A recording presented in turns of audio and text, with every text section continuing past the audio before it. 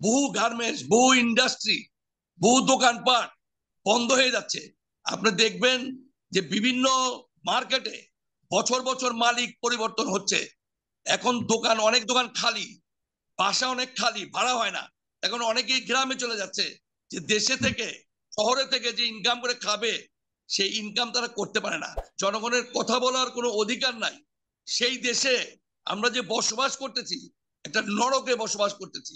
এমন ভাবে আমাদেরকে চেপে ধরা হয়েছে সরকার, এমন ভাবে আমাদের চেপে ধরেছে যে আমরা প্রতিবাদ করতে পারি না, আমরা কথা বলতে পারি না। বিদ্যুতের বিল, পানির বিল, গ্যাস বিল, এবং মানুষের ইনকাম কিভাবে বাড়ানো যায়, এই যে ইনকাম ট্যাক্সের মতো একটা জিনিস চাপিয়ে দেওয়া হয়েছে। এবং পদ্মা সেতুর জন্য 15% সারচার্জ, পদ্মা সেতু হয়ে গেছে 2-3 বছর আগে, এখন পর্যন্ত সারচার্জ বাতিল করা হয়নি। নির্বাচনের যে ব্যাপার, সেই নির্বাচনটা হচ্ছে, বিএনপি যে নির্বাচনে আসেনি, আমার দৃষ্টিকোণ থেকে সেটি সঠিক সিদ্ধান্ত। এখন বিএনপি যদি নির্বাচনে আসতো, তাহলে 2018 সালের যে অভিজ্ঞতা, সেই অভিজ্ঞতা হচ্ছে বিএনপির প্রার্থীরা কিন্তু অলমোস্ট 90% জায়গায় তারা পোস্টার লাগাতে পারেনি, ক্যাম্পিং করতে পারেনি। দেখা গেছে দিনের বেলা প্রার্থীর সাথে যারা ক্যাম্পিং করেছে, রাতের বেলা বেশিরভাগ মানুষ অ্যারেস্ট হয়ে গেছে। তো যদি নির্বাচনে বিএনপি এবার আসতো, তাহলে ফলাফল কিন্তু গতবার 7টা পেয়েছে সিট, এবার হয়তো 14টা সিট পেত, এর থেকে বেশি কিছু হতো না। কিন্তু নির্বাচনে ভায়োলেন্স হতো, নির্বাচনে বিএনপির কর্মীরা আরো বেশি জেলে যেত। এবং বিএনপি, যেহেতু সরকার তখন ওদেরকে প্রতিহত করতো, সরকারি দলের প্রার্থীরা, তখন কিন্তু আওয়ামী লীগের যে বিকল্প প্রার্থী, সেই প্রার্থীগুলো কিন্তু দাঁড়াইতো না, আওয়ামী লীগের একজন প্রার্থী থাকতো। তাতে করে নির্বাচন কিন্তু বিএনপি আরো বেশি বিপদগ্রস্ত হতো। একদলীয় সরকারের অধীনে এবং দলীয় সরকারের অধীনে কখনোই কিন্তু নির্বাচন সুষ্ঠু হওয়া সম্ভব নয়। তার কারণ প্রশাসন থেকে শুরু করে সবকিছু কিন্তু তাদের আন্ডারে, তাদের অধীনে। তো স্বাভাবিকভাবে বিএনপির নেতা কর্মীরা কিন্তু শত শত কেসে কিন্তু সবাই জর্জরিত। তো নির্বাচনে আসলে, নির্বাচনে বিএনপির এই কেস খাওয়া প্রার্থীরা বেশিরভাগ কিন্তু জেলে যেত, ক্যাম্পিংও করতে পারতো না, পোস্টার। তার কারণ 2018 সালে আমার যে ঢাকা 7, ওইখানে যিনি প্রার্থী ছিলেন, উনি একটি পোস্টারও লাগাননি। মাঝে মধ্যে শুনতাম যে ওই জায়গায় বিএনপি প্রার্থী আসছে, 100 জন 50 জন লোক সেখানে যেত রাত্রেবেলা, আবার তাদের বাড়িতে হামলা করে তাদেরকে অ্যারেস্ট করা হতো। তো দলীয় সরকারের অধীনে নির্বাচনে যে দলই যাক না কেন, তারা কিন্তু ভুক্তভোগী হবে। এবারের যে নির্বাচন, এই নির্বাচনে সরকার অনেক দলকে প্রতিশ্রুতি দিয়েছে, কিন্তু কোনো প্রতিশ্রুতি কিন্তু সরকার কোনো দলের সাথে রাখেনি। জাতীয় পার্টির সাথে যেভাবে হোক, জাতীয় পার্টির দলের অস্তিত্ব রক্ষার জন্য হোক, যে কোনো কারণে হোক, দলের পলিসির কারণে হোক, দলকে টিকে রাখার জন্য হোক, নির্বাচনে গিয়েছে। 26টি সিটে ওয়াদা করার পরও কিন্তু জাতীয় পার্টি 11টি সিট পেয়েছে। বাকি আরো যে ফ্রিডম পার্টি যেগুলা ছিল, সেই দলগুলা, তৈমুর বলেন বা আরো যারা বলেন, ইব্রাহিম সাহেব ছাড়া, ইব্রাহিম সাহেবকে তো স্বয়ং প্রধানমন্ত্রীর হস্তক্ষেপের কারণে উনি নির্বাচিত হয়ে আসতে পারছেন। এবং উনি একটা বড় ভাবে একটা সিলটও সংসদের প্রথম দিন প্রধানমন্ত্রীকে দিয়েছেন। উনি নীতি আদর্শ সব বিক্রি করে দিয়ে উনি নির্বাচিত হয়েছেন, এমপি হয়েছেন। কিন্তু বাকি যে জিনিসগুলো আছে, সেগুলো হচ্ছে যে নির্বাচনে বিএনপি আসলে বিএনপির অবস্থা আরো বেশি দুর্বিষহ হতো।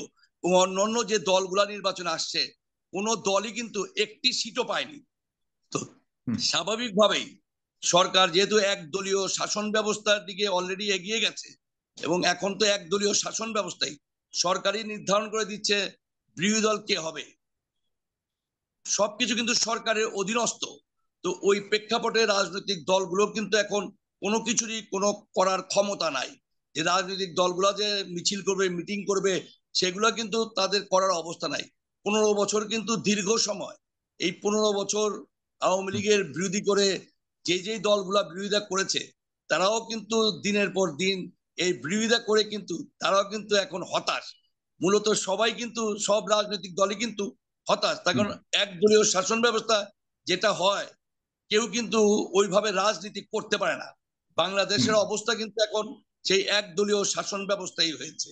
এখন সরকারের বিরুদ্ধে যে কেউ মুখ খুলবে, কথা বলবে, যে কোনো ভাবেই হোক, সরকার সেটা হস্তক্ষেপ করে কিন্তু তার উপর আবার দমন পীড়ন চালাবে।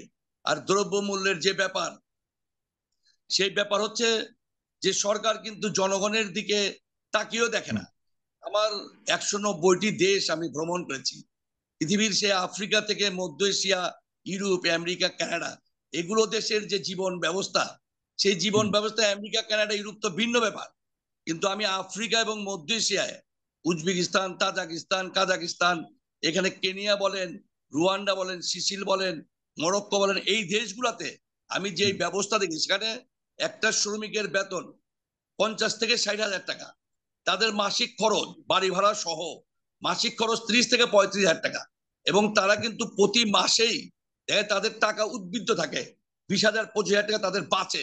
বাংলাদেশের যে অবস্থা, বাংলাদেশের অবস্থা হচ্ছে এমন যে বাংলাদেশের হাতে গোনা সরকারের অনুকম্পায়, সরকারের ছত্রছায়ায় কিছু ইন্ডাস্ট্রিয়াল, কিছু ঠিকাদার ব্যবসায়ী ভালো আছে। কিন্তু বাংলাদেশের 100% লোকের মধ্যে হাতে গোনা হয়তো 20-25 হাজার লোক ভালো আছে। বাকি সবাই কিন্তু 100% লোকই কিন্তু 20-30 হাজার লোক কিন্তু কোনো পার্সেন্টেজে পড়ে না। 100% লোকই কিন্তু যার যার অবস্থানে অনেক করুণ অবস্থায় আছে। তার কারণ হচ্ছে মধ্যবিত্ত নিম্ন শ্রেণী যারা, তাদের যে ইনকাম, সেই ইনকাম হচ্ছে 10,000 থেকে 15,000 টাকা, খরচ হচ্ছে 23,000 থেকে 35,000 টাকা। তো এই যে প্রতি মাসে দেনা করতেছে, এই দেনার হাত থেকে তারা বাঁচবে কিভাবে? সরকার কি তাদেরকে বাঁচাতে পারতেছে? পারতেছে না। উপরন্তু আমি একজন ব্যবসায়ী, বাই বর্ন আমি একজন ব্যবসায়ী। তো আমি একজন ব্যবসায়ী হিসাবে সাগর ভাই আপনাকে বলতে চাই যে আমরা যে স্টাফকে বেতন দেই, আমরা যে ওয়্যার হাউসের ভাড়া দেই, এই টাকা কিন্তু আমরা ইনকাম করতে পারি না। এর উপরে সরকারের ইনকাম ট্যাক্স, সরকারের ব্যাট, নানাবিধ ট্যাক্স খাজনা, এই সব কিছু দেওয়ার পর বাংলাদেশের সরকার বলে 15% ইনকাম ট্যাক্স দিবা। আরে আমরা তো 100 টাকায় 1 টাকা লাভ করতে পারি না, তাহলে 100 টাকায় 15 টাকা ইনকাম ট্যাক্স আমি কোথা দিব? সরকার বলে তুমি 40% প্রফিট করবা, সেই 40% কোনো ব্যবসায়ী প্রফিট করতে পারে না। তো আমরা যে বেতন দেব, আমি দেখতেছি 10,000 টাকা বেতনে একটা মানুষ না খেয়ে মরতেছে। আমি আমার স্টাফের বেতন বাড়াতে পারি না, তখন আমি নিজেও তো দেউলিয়া হয়ে যাচ্ছি। আমরা যারা ব্যবসায়ী, তারাও কিন্তু সরকারের নানাবিধ ট্যাক্স খাজনায় আমরাও কিন্তু দেউলিয়া হয়ে যাচ্ছি। এবং আমি আপনাকে নিশ্চিত ভাবে বলতে চাই, আগামী 5 বছরের মধ্যে দেবেন অলরেডি কিন্তু বহু গার্মেন্টস, বহু ইন্ডাস্ট্রি, বহু দোকানপাট বন্ধ হয়ে যাচ্ছে। আপনি দেখবেন যে বিভিন্ন মার্কেটে বছর বছর মালিক পরিবর্তন হচ্ছে। এখন দোকান, অনেক দোকান খালি, বাসা অনেক খালি, ভাড়া হয় না। এখন অনেকেই গ্রামে চলে যাচ্ছে, যে দেশে থেকে, শহরে থেকে যে ইনকাম করে খাবে, সেই ইনকাম তারা করতে পারে না। আপনি দেখেন একজন দিন মজুর আছে না, যে যোগাইলা, তারাও কিন্তু ডেলি 1500 টাকা ইনকাম করতে পারে। কিন্তু একজন যে শ্রমিক কর্মচারী, সে কিন্তু ডেলি 500 টাকাও ইনকাম করতে পারে না। এই যে বর্ণ বৈষম্য, এটা কিন্তু সরকার দূর করতে পারেনি। এবং সরকারের এই ব্যাপারে কোনো পদক্ষেপ নাই। তাই সরকার আরামে আছে, তার কোনো বিরোধিতা নাই। বিরোধিতা যারা করে তাদেরকে নিয়ে জেলে ঢুকানো হয়, তাদের উপর অত্যাচার নির্যাতন করা হয়। তো জনগণের কথা তো সরকার শুনতেছে না, যেহেতু একদলীয় শাসন ব্যবস্থা, জনগণের কথা বলার কোনো অধিকার নাই। সেই দেশে আমরা যে বসবাস করতেছি, একটা নরকে বসবাস করতেছি। এমন ভাবে আমাদেরকে চেপে ধরা হয়েছে সরকার, এমন ভাবে আমাদের চেপে ধরেছে যে আমরা প্রতিবাদ করতে পারি না, আমরা কথা বলতে পারি না। আমরা টিভিতে, টক শোতে অনেক সময় কথা বলি, কিন্তু কথা বলে সরকার তো শুনে না। সরকার সরকারের মতো করে আছে। এখন দুর্নীতি যদি বন্ধ না করে সরকার, প্রত্যেকটা স্তরে দুর্নীতি, আপনি যেখানে যাবেন প্রত্যেকটা স্তরে দুর্নীতি হচ্ছে। যদি সরকার দুর্নীতি বন্ধ করতে না পারে, তাহলে মানুষকে বাঁচানো কঠিন হয়ে যাবে।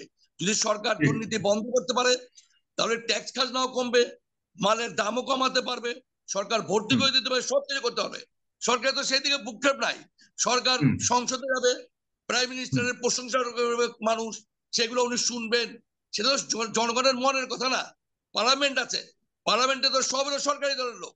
তো পার্লামেন্টে জনগণের কথা বলবে কে? বলার কোনো লোক নাই। তো স্বাভাবিকভাবে এখন যেই অবস্থা চলতেছে, সেই অবস্থার থেকে মুক্তি দরকার। মুক্তি দিতে হবে সরকারকে। সরকারকে দিতে হবে যে দ্রব্যমূল্যের দাম, বিদ্যুতের বিল, পানির বিল, গ্যাস বিল এবং মানুষের ইনকাম কিভাবে বাড়ানো যায়। এই যে ইনকাম ট্যাক্সের মতো একটা জিনিস চাপিয়ে দেওয়া হয়েছে, এবং পদ্মা সেতুর জন্য 15% সারচার্জ। পদ্মা সেতু হয়ে গেছে 2-3 বছর আগে, এখন পর্যন্ত সারচার্জ বাতিল করা হয়নি। তো ইনকাম ট্যাক্স যদি 10 লাখ টাকা দেওয়া হয়, সারচার্জ দিতে হয় 15 লাখ টাকা। এই যে দুর্বিষহ অবস্থা, আমার বছরে 10 লাখ টাকা ইনকাম নাই, আমাকে 20 লাখ টাকা বাড়ি ঘর বেচে সরকারকে ইনকাম ট্যাক্স দিতে হবে। তো এই যে দুর্বিষহ অবস্থা, এটা সরকারকে বুঝাবে কে? প্রাইম মিনিস্টারকে বুঝাবে কে? অর্থমন্ত্রীকে বুঝাবে কে? বুঝাবার কোনো লোক নাই। যদি শক্তিশালী বিরোধী দল থাকতো, যদি পার্লামেন্টে 100 জন 120 জন বিরোধী দলের পার্লামেন্ট মেম্বার থাকতো, তাহলে তারা জোরালো ভাবে কথা বলতে পারতো, তাহলে তারা রাস্তায় নামতে পারতো, কথা বলতে পারতো। এখন তো বিরোধী দলই নাই। বিরোধী দল না থাকলে সরকারকে এগুলো বুঝাবে কে? সরকারকে বলবে কে? জনগণের পিঠ দেয়ালে ঠেকে এখন জনগণের মরার উপক্রম হয়েছে। জনগণের অবস্থা এত দুর্বিষহ অবস্থা যে যারা বাংলাদেশে বসবাস করতেছে তারা বুঝতেছে যে প্রতিদিন কয় টাকা ইনকাম করে আর কয় টাকা তার খরচ। প্রতি মাসে তাদের প্রতিদিন তাদের দেনা করতেছে। দেনায় দেনায় যা সয় সম্পদ আছে, সোনা গয়না বাড়িঘর ফ্ল্যাট, যে আপনি সবই একদম চরম পুরো পুরো বাস্তব চিত্রটাকে আপনি তুলে ধরেছেন। প্রচন্ড ভয়াবহ। এই জি অবস্থা থেকে পরিত্রাণ দরকার। সেটা জি মাননীয় প্রধানমন্ত্রী অনুরোধ করব, আপনি দুর্নীতি কমান, দ্রব্য মূল্যের দুর্নীতিকে আপনি দমন করেন, এবং দ্রব্য মূল্য এবং নানাবিধ যে ট্যাক্স না, বিদ্যুতের দাম, এগুলোকে কমান। আপনি না জি কমান, এই এখন বাড়ালেন। আমার তো মানে আমি যখন সব টিভিতে ইয়ে দেখলাম যে ফেব্রুয়ারি মাস থেকে আমার শরীর দিয়ে ঘাম বেরিয়েছিল যে আমরা চলবো কিভাবে। আমি বিত্তশালী একজন মানুষ, কিন্তু আমারও অবস্থা এমন গত 2 বছরে হয়েছে যে আগামী দিন কি হবে, স্টাফের বেতন দিতে পারবো কিনা সেই চিন্তায় আমি অস্থির। ভালো নাই, আমরা ভালো নাই, জনগণ দেশের ভালো নাই।